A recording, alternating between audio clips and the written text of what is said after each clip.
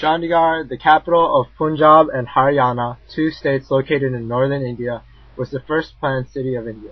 Upon the acquisition of independence from the United Kingdom, Chandigarh was to become the new capital of the country because India had just lost its previous capital to Pakistan. The Chandigarh would serve to be a symbol of India's struggle for independence as well as a representation of the progressive nature of the new regime. Not only so, this administration desired a capital resembling a utopia, both socially and aesthetically. As a result, the new regime selected Albert Mayer and Matthew Novici to plan the city of Chandigarh at the foot of the Himalayas.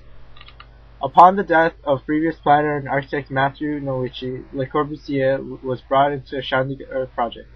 While Corbusier retained Novici's concept of the urban organization through the usage of a grid system, Corbusier's interpretation was more particularized. He created a grid-like hierarchical system of pathways known as the 7 V's. In this system, pathways were denoted with a combination of V and a number in between 1 and 7, e.g. V3 or V7 or V4. The higher the number behind the V, the more localized the pathway was. Pathways like V3 would be large, fast traffic roads. Example, Figueroa would be a V3 had USV been part of Chandigarh, while pathways like V4 would have been relatively small paths that had facilities required for everyday life such as markets and shops. Other pathways like V7 were further particularized for pedestrian use. Through this hierarchy, Corbusier was not only able to characterize the movement throughout the city, but he was also able to connect rather distinctive structures within the city. As another form of organization, Corbusier established a standard area in the Chandigarh known as a sector. This sector measured 1,200 meters in length and 800 meters in width. A sector was surrounded by V3 on each of its 4 sides. Essentially, each sector was a small self-sustaining neighborhood, and the multitude of pathways would connect the sectors into the larger entity of the city.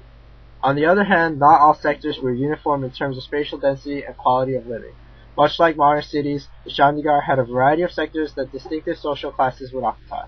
The distinction of social class would be made obvious by characteristics of the sectors such as spaciousness between the structures in the sector, as well as the size of decorative facilities like parks.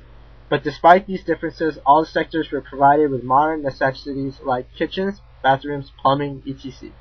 Such was only made possible through the insistence of the government. Corbusier's contribution to the city of Chandigarh does not stop at organization but continues forth into the structures in it. Corbusier's most magnificent addition to the city is the Capitol Complex. This complex contains the Palace of Justice, the Secretariat Building, Palace of Assembly, and the Governor's Palace. This complex is much less strictly orthogonal, but much more sculptural. On the other hand, the complex continues to retain a sense of organization as a central organizing piece of the entire city. The Capitol Complex is the figurative and literal head of the city. Then, according to the plan, such organization makes way for the commercial center of the city as the heart, and the industrial area as a limb of the city. As a result, Corbusier effectively organizes the city of Chandigarh at multiple distinctive levels to create both a narrative, the city as a living and breathing body, and provide efficient circulation through the usage of 7 V's.